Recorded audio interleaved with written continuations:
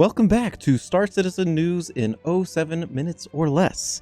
It is week 20 of 54 for 2025, and we have a lot in store today.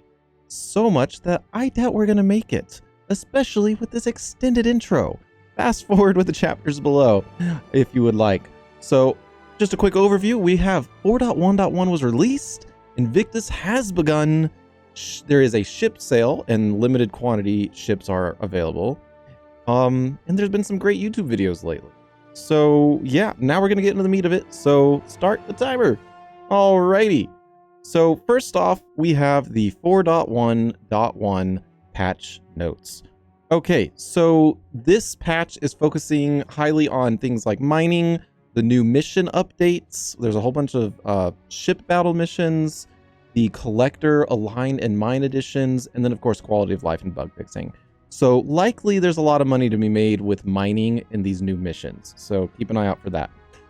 Let's see, the Paramed medical device now equips as a pistol slot. This is it's a huge quality of life update, one of my favorites, because now you're not going to be trying to heal or save someone's life and pull out your multi-tool on accident.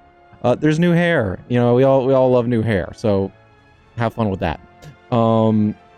My character barely has any hair. It's going to stay that way. All right. So there's also a bunch of new points of interest in space. So there's new asteroid clusters that are good for mining, and there's a whole bunch of other like missions showing up at them. And supposedly there's dozens of them throughout Stanton and Pyro. The second floor of Okello's Emporium is now open. Careful flying around Area 18 with Invictus. They moved the restricted zones up for the convention center. So if you fly in the wrong place, you're likely to get a crime stat like my pal Al. So unattended vehicle quantum travel is now a thing. So let's see. If your ship has not been destroyed or soft deathed, you can quantum to it. This is great if you have a big ship and you're shuttling from point A to point B, and you can just quickly go back to your ship now rather than slowly, flying. And it's also helpful if you just happen to die and you want to get back to your ship with whatever's on it. So there's 60 new missions for the mostly ship battle missions, I believe. So that's quite a lot. One of them in particular, you will not find anything. You will get to a place and you will find nothing. That is not a bug. That is intentional. Okay. There are new green player markers for those sharing your mission or contract that you're currently on. I think that's pretty cool. A little confusing when I first saw it in game, but really cool. Let's see. There's better party launching. So this is when you go to a different server with the party you're already in. It'll sync you up better and also let you know if your party leader canceled the load for the server you're going into. The Argo Raft cargo has been officially increased from 96 SCU to 192.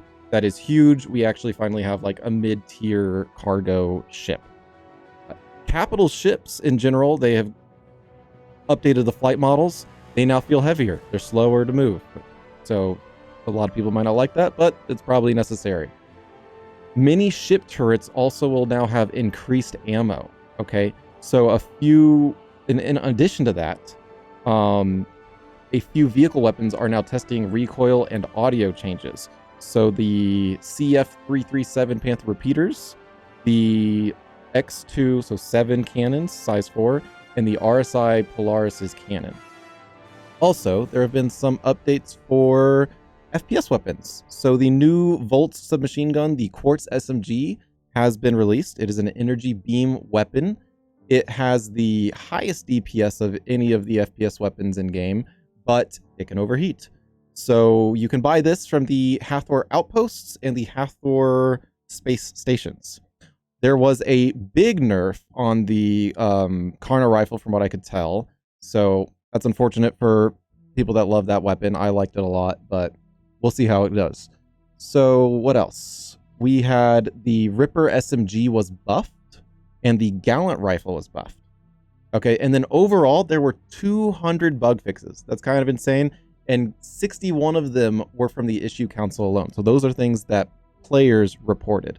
A few notable ones was that quantum fuel is no longer going to revert back to what it was when you're going from one shard to another. So for many of us, oh, I need a refuel. I've got nothing. You'll leave and you get stranded in space.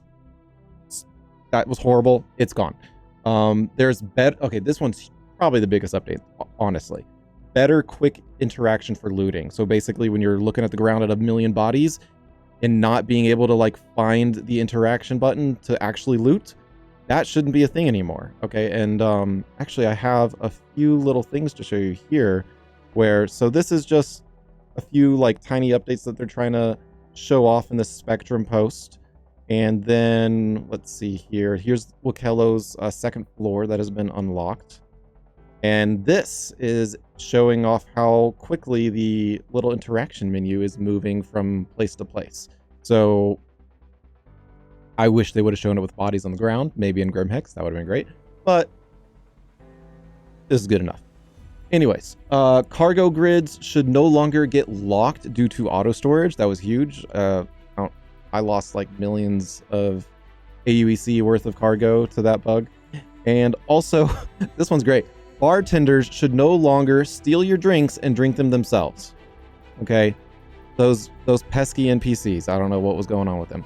All right, now moving on to Invictus with no time left. This is probably going to be an extended edition. Sorry about that.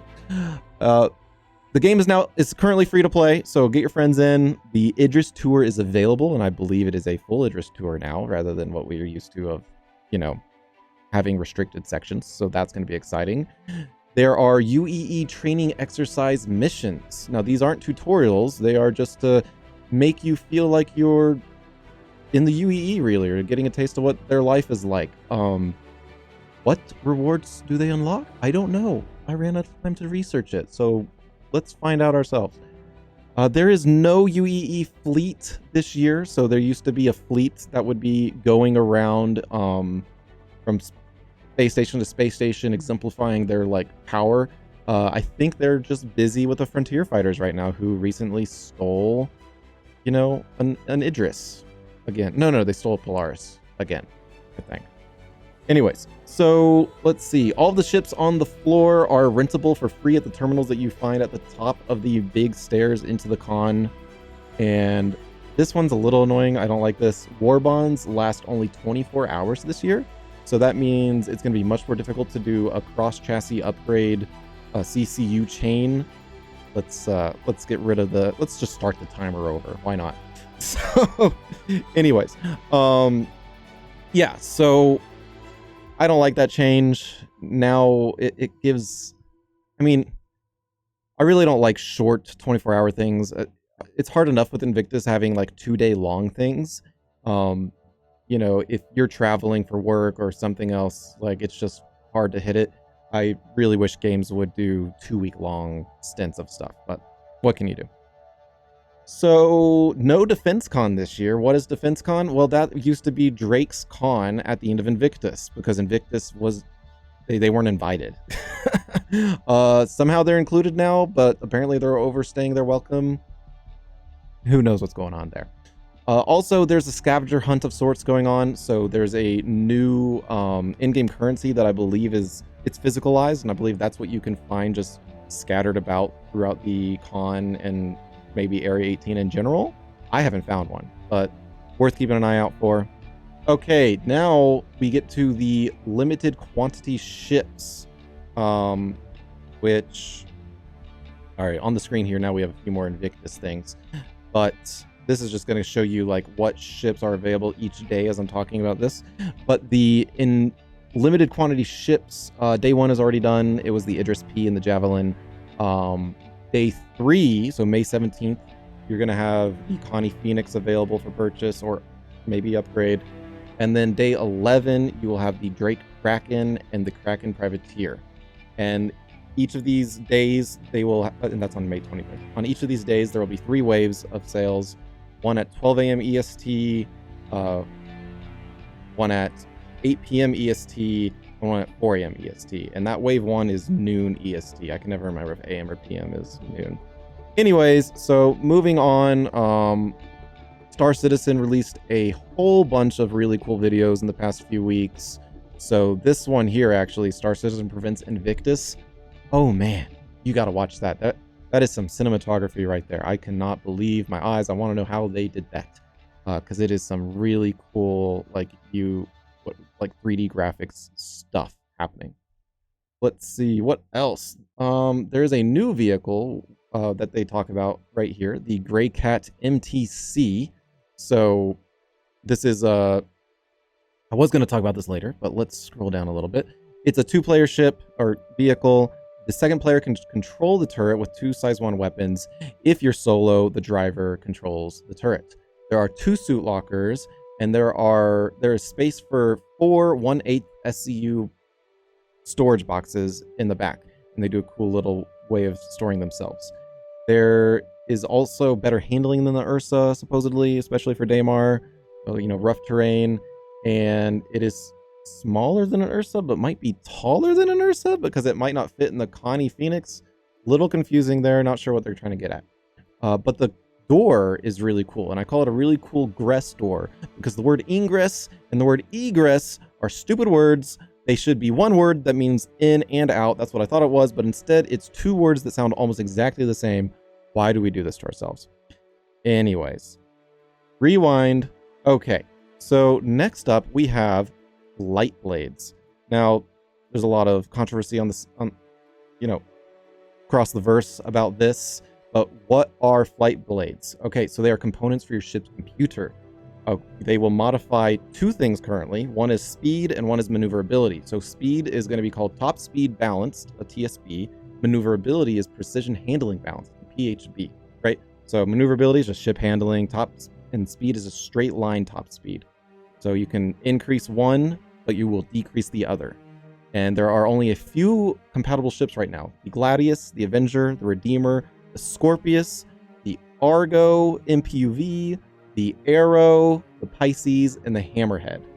All right, so it's a big point of contention.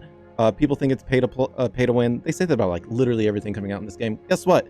They're going to be available to purchase in game this summer. So it's pretty much already summer. That means it's going to be like 1 to 3 months until you can buy it in game, and they're tiny differences. So I think people should just chill out. All right. And apparently AI blades are coming someday. I don't know what that means. Maybe that's like dynamic changing, but AI blades coming. All right, the last. Oh, and here's actually, I wanted to show you guys how much they cost.